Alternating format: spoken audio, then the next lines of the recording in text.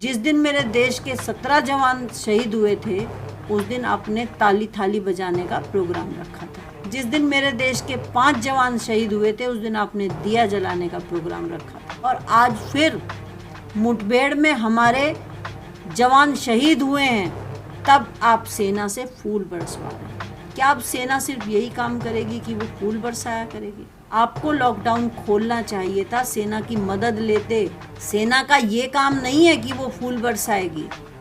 पहले और दूसरे लॉकडाउन में आप खुद आए थे, तीसरे जनता को टास्क देने के लिए। तीसरा टास्क आपने अपनी कोठी से ही सेना को दे दिया। ये जनता बेवकूफ़ नहीं है, ये सब जानते हैं। कुछ मेरे भाई तो ये भी कह रहे थे कि नहीं हम तो कोरोना से जंग जीत गए होते, हमें तो इस जमातियों ने मार दिया। अरे तुम्हें जमातियों ने नहीं मारा है, तुम्हें बारातियों ने मारा है। जो ट्रम्प के साथ आए थे उन लोगों के मारे हुए हैं हम। जिस समय बाकी देशों ने फ्लाइटें बंद कर दी थी, हमारे देश के अंदर उस समय राष्ट्रपति ट्रम्प आ रहे थे और एक भव्य आयोजन किया जा रहा था। लॉकडाउन के अंदर कोरोना के मरीजों की संख्या सिर्फ 1000 थी। तब हम मजदूरों को रोक रहे थे। जब कोरोना संक्रमित की संख्या आज 39,000 को पार कर गई है, तब हम मजदूरों को उनके घर भेज रहे हैं। मजदूरों से तो आप पैसे वसूल रहे हैं, और वो भी उतने पैसे जितने का टिकट है उससे 50 रुपये फालतू। शर्म आनी चाहिए आपको तो। लाल बहादुर शास्त्री, जिनके पास सिर्फ 2 जोड़ी कुर्ते धोती होते थे, अगर उनकी वाइफ ने कभी ये कहा कि आप नया कुर्ता ले लो, तो पंडित जी शास्त्री जी ने ये कहा कि नहीं, मैं गरीब देश का प्रधानमंत्री हूँ। लेकिन आप तो 10-10 लाख के सूट पहनते हैं। आप तो, मैंने सुना है कि एक ड्रेस को दोबारा पहनते ही नहीं है, काजू की रोटियां खाते हैं आप तो। शोर मचा रखा है कि हमने तो देश के लिए 18-18 घंटे काम करते हैं, हम तो सोते ही नहीं हैं। मातृभूमि, देशभक्ति और न जाने तमाम क्या क्या बातें। मजदूर दिवस के दिन जब मिक्सर के अंदर मजदूर बैठ कर के जा रहे थे, तब कैसा लगा आपको? जनता की तो आंखों में आंसू आ गए। आपका पता नहीं मान्यवर, आपने देखा भी कि नहीं देखा, क्योंकि आप तो सिर्फ वही चैनल देखते होंगे जो बिके हुए चैनल है। दोस्तों नमस्कार, मैं डॉक्टर शालिनी राकेश आज आपसे चर्चा करना चाहती हूँ, क्या वाकई हम कोरोना की जंग जीत रहे हैं, या हम कहें तो प्रधानमंत्री मोदी कोरोना की जंग जीत रहे हैं? मुझे लगता है नहीं, क्योंकि सरकार की कुछ गलतियां मैं आपको गिनाना चाहती हूँ। यह गलतियां शुरू हुई लॉकडाउन 1 से, या मैं कहूँ 30 जनवरी से, जब कोरोना का पहला केस भारत के अंदर देखा गया था। लॉकडाउन उस समय किया जाना चाहिए था, ना कि 22 मार्च को। उससे पहले फरवरी में 1 या 2 दिन का लॉकडाउन किया जाना चाहिए था। उस लॉकडाउन के अंदर हमें देखना चाहिए था कि किस किस के अंदर कोरोना के सिम्टम्स मौजूद हैं, या उनकी रैपिड टेस्टिंग की जानी चाहिए थी।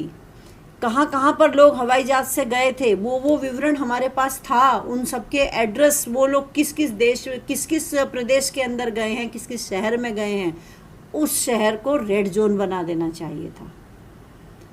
जिससे वो मिले वहाँ ऑरेंज जोन होता और बाकी ग्रीन जोन होते। किसी को भी लॉकडाउन करने की आवश्यकता नहीं पड़ती। लेकिन सरकार की यह गलती है कि पहले तो उन्होंने लॉकडाउन लेट किया। जिस समय बाकी देशों ने फ्लाइटें बंद कर दी थी, हमारे देश के अंदर उस समय राष्ट्रपति ट्रम्प आ रहे थे और एक भव्य आयोजन किया जा रहा था। वह गलत था। उस समय WHO ने भी वैश्विक संकट बोल दिया था कोरोना का, लेकिन हमें इसकी कोई चिंता जैसे थी ही नहीं। हम मान बैठे थे कि नहीं, कोरोना से कुछ होने वाला नहीं है। हम मध्य प्रदेश में सरकार बना रहे थे, वह हमारी गलती थी। उस समय हमारा ध्यान rapid testing kit, PPE, ventilator की तरफ होना चाहिए था, ना कि सरकार बनाने की तरफ। यह गलती नंबर 1। गलती नंबर 2, पहले घोषणा की जानी चाहिए थी 8 या 10 दिन पहले कि सब अपने अपने घर चले जाएं। कोरोना महामारी है और कोरोना से बचने के लिए हम देश में लॉकडाउन करने जा रहे हैं, क्योंकि हमारे पास अस्पतालों की सुविधा नहीं है। यह बात स्पेशली हमें मेंशन करनी थी। सभी मजदूर अपने अपने घरों को चले जाते, लेकिन हम क्या करते हैं कि जब लॉकडाउन के अंदर कोरोना के मरीजों की संख्या सिर्फ 1000 थी, तब हम मजदूरों को रोक रहे थे। जब कोरोना संक्रमित की संख्या आज 39,000 को पार कर गई है, तब हम मजदूरों को उनके घर भेज रहे हैं। मेरी नज़रों में यह गलत है। हमें मजदूरों को पहले घर भेजा जाना चाहिए था। और जो हमने एकदम से लॉकडाउन कर दिया, सब्जी और किराना की दुकानों पर लंबी लंबी लाइनें लगने लगी। जाहिर सी बात है, आदमी को खाने के लिए आवश्यकता है सब्जी मार्केट जाने की। अगर आप एक बात मान करके चलिए कि अगर 100 आदमियों को एक दुकान से सब्जी खरीदनी है, तो वो पूरे दिन में उसके पास टाइम है 8 घंटे का, 10 घंटे का, उसमें धीरे धीरे वो लोग जाते हैं। और अगर 2 घंटे का समय है, सब्जी फिर भी 100 लोगों को खरीदनी है, तो जाहिर सी बात है भीड़ बढ़ेगी। ऐसा ही यहाँ देखा गया। और फिर कोरोना 2 के अंदर हमने कोरोना से बचने की तैयारियों पर जोर नहीं दिया, हमने उसमें भी कोरोना का धर्म ढूंढ लिया। हम उसमें जमातियों के पीछे हाथ धो करके पड़ गए।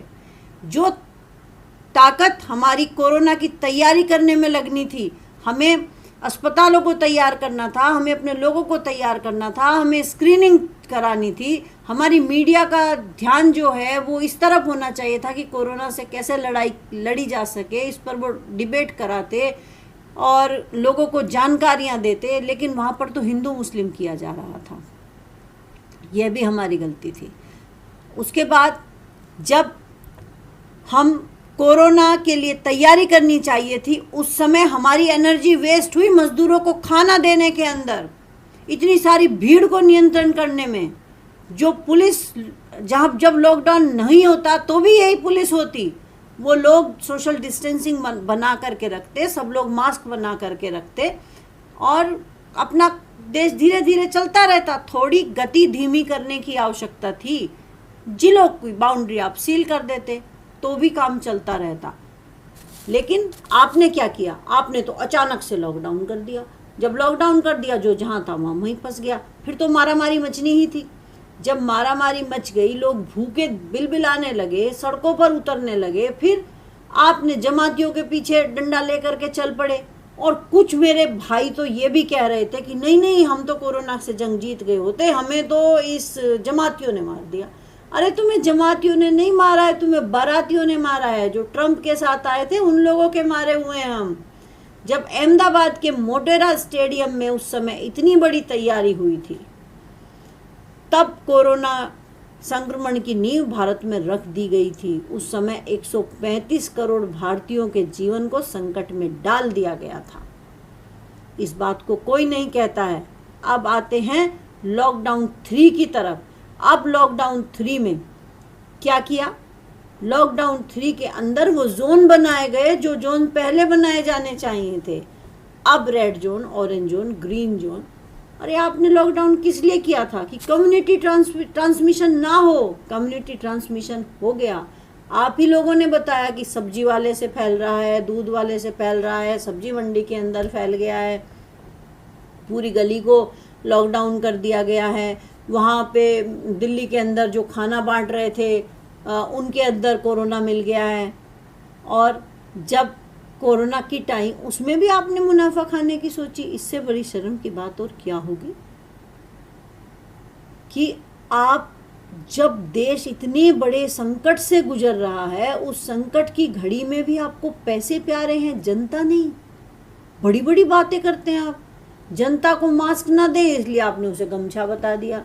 दान आपने जनता से ले लिया। अरे हाँ, दान के नाम से मुझे याद आया PM care fund. PM care fund की आपने बड़ी बातें की हैं। पीएम केयर फंड में आपने जनता से पैसे लिए, आपने महिलाओं से गहने तक मांग लिए, आपने सांसदों के वेतन ले लिए, विधायकों के ले लिए, सरकारी कर्मचारियों के ले लिए। यानी कि आप जहाँ से पैसा ले सकते थे आपने ले लिया।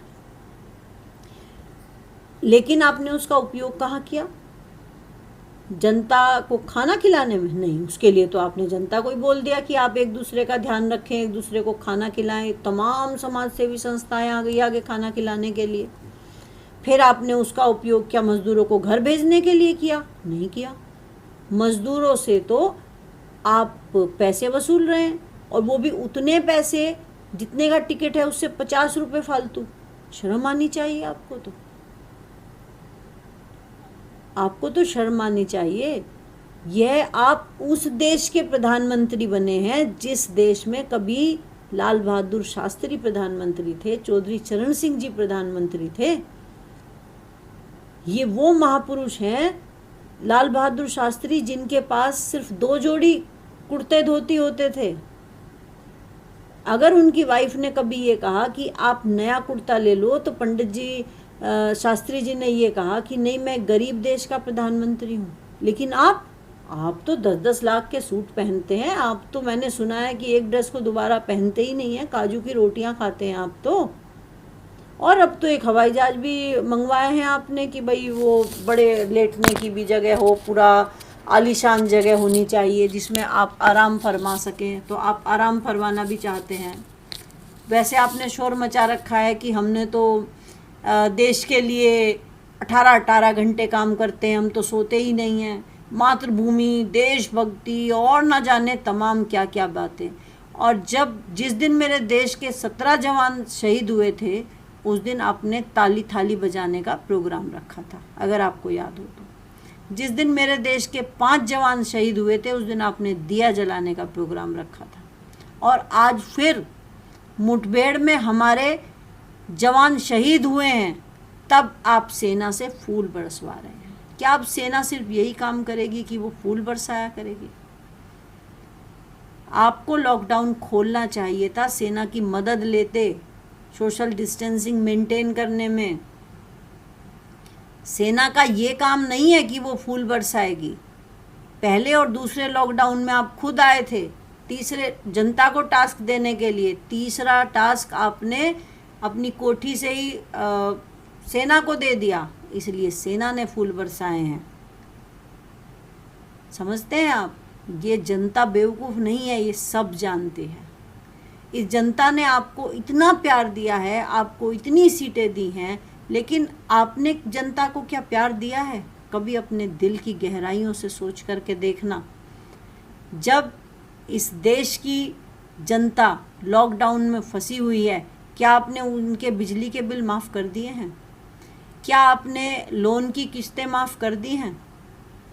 क्या आपने पानी के बिल माफ़ कर दिए हैं?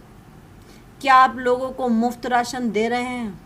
नहीं दे रहे हैं, बल्कि आपने सरकारी अस्पतालों में ओपीडी भी बंद कर रखी है।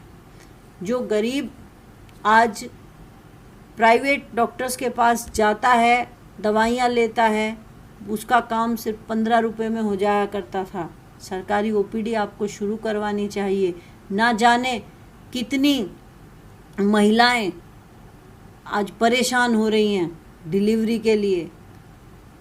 और आपने कितनी एम्बुलेंसें और बढ़ाई हैं, ज़रा बताइए। आप सबकी बुराई करते रहते हैं कि कांग्रेस ने ये किया, समाजवादी ने ये किया, उसने ये किया, उसने सब बेकार है, पूरा देश बेकार है, सिर्फ आप ही बढ़िया हैं। हम आपको बहुत अच्छा मानते हैं, तभी आपको दोबारा चुन करके भी लाए हैं। तो आप ये बताइए कि आपने कितने अस्पताल बनाए हैं, आपने कितनी एम्बुलेंसें खरीदी हैं, आपने स्वास्थ्य सेवाओं के लिए जीडीपी का 1.5% रखा है ना, तो उसने में तो सर सिर्फ खांसी जुकाम का इलाज हो सकता है। उसमें कोरोना जैसी महामारी से तो जंग हम नहीं लड़ सकते हैं, इसीलिए हम फेल हो रहे हैं, इसीलिए जनता लॉकडाउन के अंदर है। और आपने एक दीवार का निर्माण किया था गरीबी को छुपाने के लिए। गरीबी तो खुद चलते हुए सड़कों पर आ गई, आपने देखा गरीबी सड़कों पर आई थी ना। और मज़दूर दिवस के दिन जब मिक्सर के अंदर मज़दूर बैठ कर के जा रहे थे, तब कैसा लगा आपको?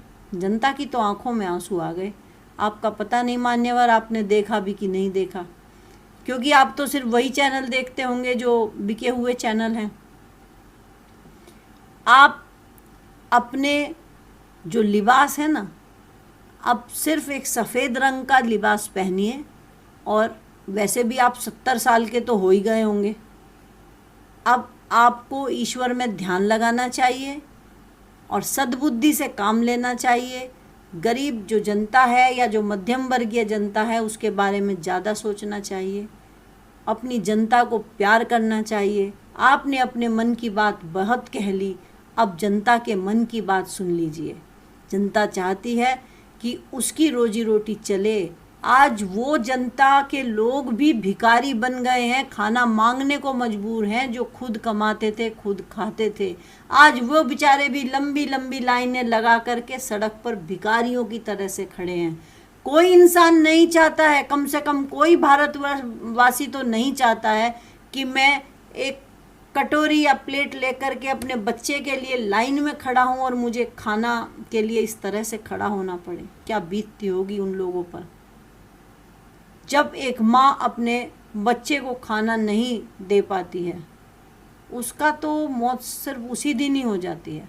और आपने वह खबर भी सुनी होगी कि एक महिला ने अपने बच्चों को भी नदी में डुबा दिया और खुद भी कूद गई। एक बाप ने इसलिए आत्महत्या कर ली क्योंकि वो खाना नहीं दे पा रहा था। ऐसे बहुत सारे केस हैं। और 11 मजदूर तो पैदल चलते चलते मर गए, लेकिन आपको कोई फ़र्क नहीं पड़ता है। फ़र्क डालिए, जनता आपसे हिसाब चाहती है। कोरोना में विजय तभी होगी जब आप जनता के मन की बात सुनेंगे। हम आपके साथ हैं, आप भी हमारे साथ बनिए। आप हमारे प्रधानमंत्री बनिए, आप बीजेपी के प्रधानमंत्री मत बनिए। आप सिर्फ अपने अमीर दोस्तों के बारे में सोचते हैं, हमारे बारे में कौन सोचेगा। जय हिंद। इस खबर को अभी लाइक करें, शेयर करें और ऑनलाइन न्यूज इंडिया की सभी खबरें अपने मोबाइल फोन पर सबसे पहले देखने के लिए अभी चैनल को सब्सक्राइब करें और घंटी जरूर दबाएं।